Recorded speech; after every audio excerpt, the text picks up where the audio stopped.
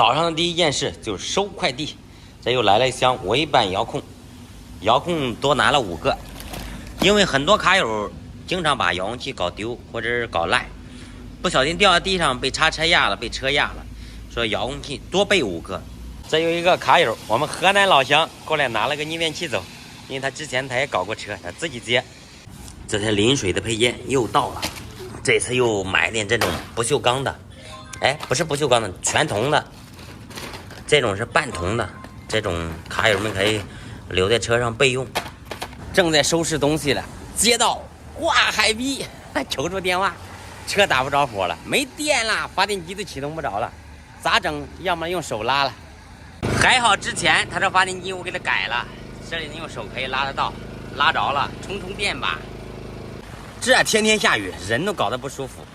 他那个是车厢灯忘关了，搞得那个车没电了。哈哈，我说嘛，他说启动不了，为什么那里报警？发电机报警。我说你看一下车上电压，一看哇，完了，打不着。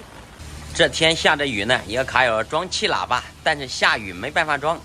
那卡友直接把钥匙放这里了，他出去办事去了，应该不知道啥时候回来，反正不下雨就给他装。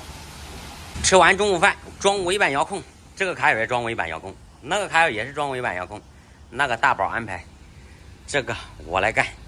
刚才那2台车尾板遥控已经搞定了，我也没事。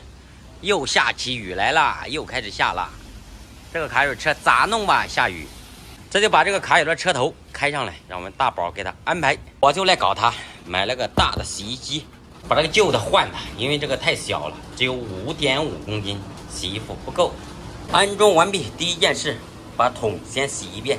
咱的新洗衣机已经就位，但是旧洗衣机咱要利用起来，就把它搬到这里洗手池这里给它焊住了，看看有啥用。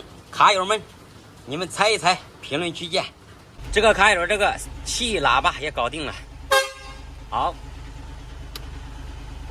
电的 OK 了。哦，远光也开了哈，再开一下。OK， 白亮。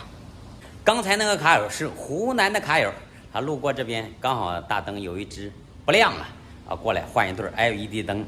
但是我这里没有普通灯泡，我只换 LED 灯。好多搞电路跑我这里来搞，我说搞不了，我不搞专业的电路，你让我接点东西可以，让我修电路，哈哈，不行，咱不会呀，真的有的东西很复杂的，咱也没学过这东西，毕竟是不是？说换灯接线没问题。